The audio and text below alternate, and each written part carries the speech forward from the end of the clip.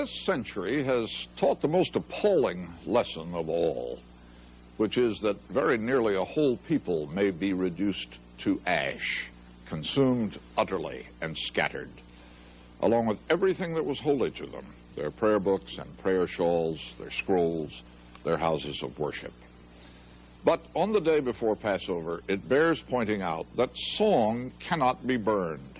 Song, once sung, escapes and seems to hover above the earth until new singers come at last to call it down and to sing again. That is beginning to happen now, where an unspeakable smoke rose once. The cantor's song is rising. David Culhane reports our cover story this Sunday morning.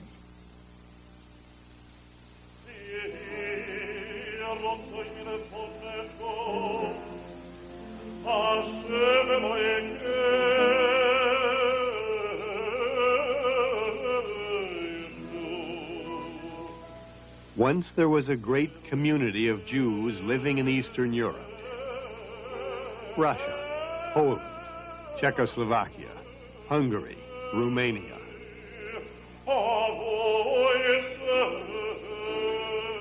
The prayer and the poetry of their life was expressed in their music.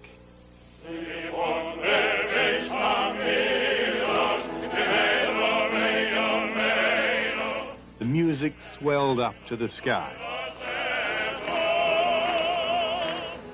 And then it stopped. And there was silence.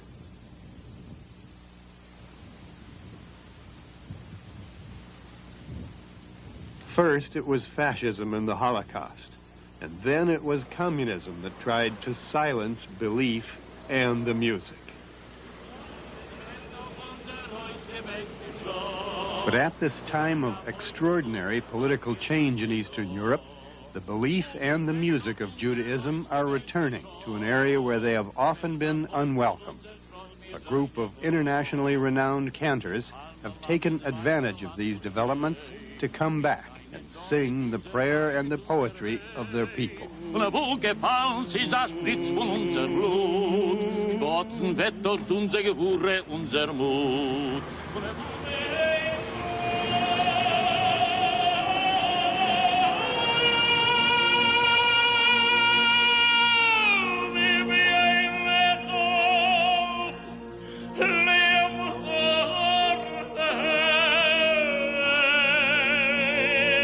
David Bagley was thinking about all the changes taking place in Eastern Europe, and he wanted his song to be for that and for something more. A prayer for peace, not just for the Jews, but for all of humanity.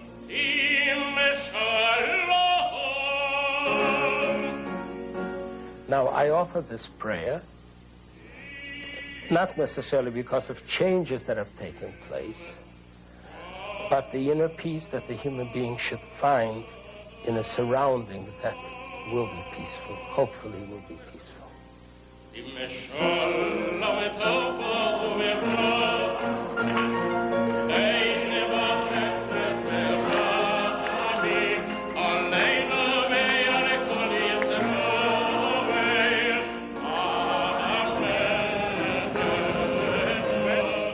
Bagley and the other singers are touring with backing from a private foundation set up to foster the art of the cantor.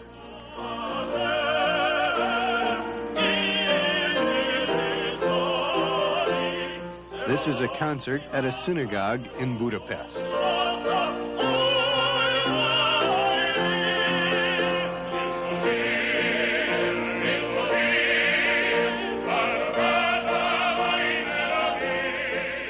The appearance of the cantors in the Eastern European capitals also had political significance. The Hungarian Prime Minister was present at a reception for the singers in Budapest, a clear sign that communism and its hostility to religion are on the way out.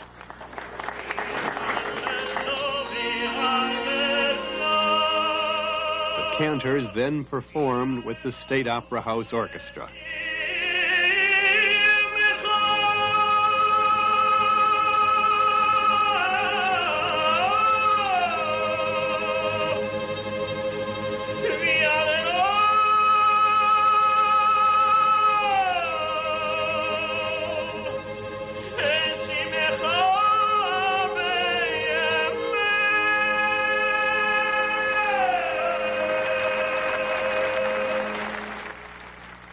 This is the Nozick Synagogue in Warsaw, the only one the Nazis did not destroy. It is now the center for the few thousand Jews left here. The cantors from America, Canada, Israel came to sing the Sabbath service. Cameras were not allowed at the Orthodox ceremony, but the sound flooded out.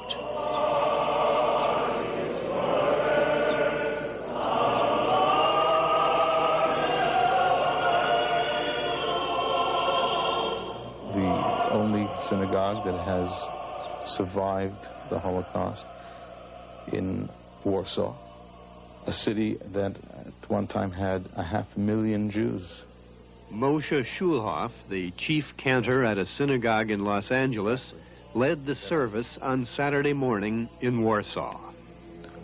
To tell these Jews in the synagogue, through my own way of singing, that what was is not destroyed. But it almost was destroyed. That dark truth informs every song, every prayer.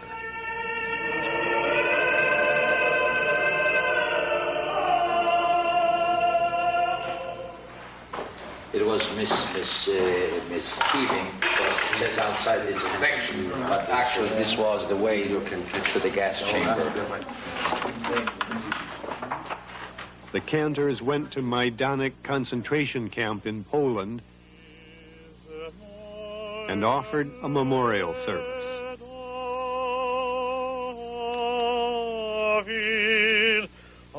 Moshe Schulhoff sang the 23rd Psalm. The Lord is my shepherd, I shall not want. Though I walk through the valley of the shadow of death, I will fear no evil.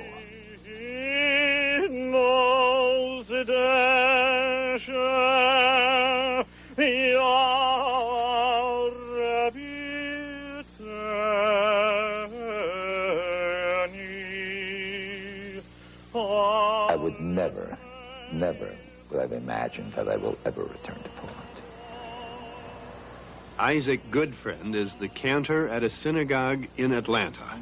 He was born in Poland and only survived the Holocaust by hiding with a Polish farmer. My mother and her children, my siblings, I had 2 sisters and 2 brothers. They were taken out into the forest outside of town, killed among 162 people, shot and buried alive. Isaac Goodfriend performed in Warsaw a few weeks ago when the Cantors gave their first concert at the National Philharmonic Hall. I expected that maybe 1% of the audience would be Jewish. I doubt if there was 1% of the audience there that they were Jewish.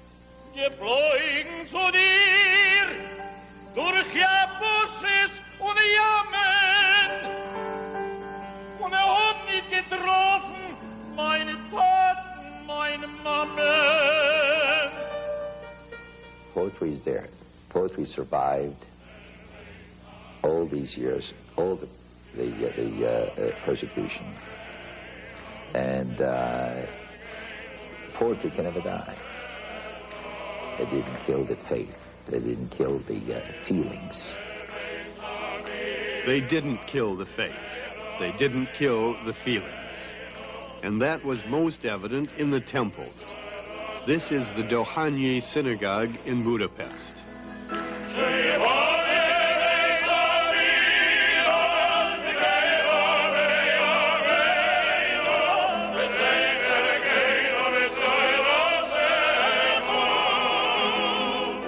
David Bagley.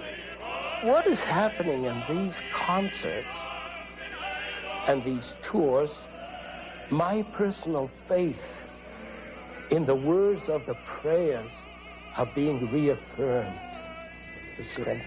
But the words that dimmed are coming to life.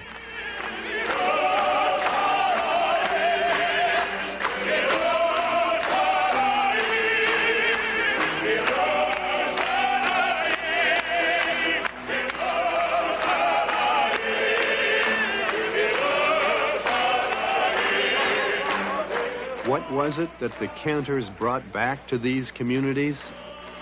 They brought a sense of joy, of regeneration, of rebirth.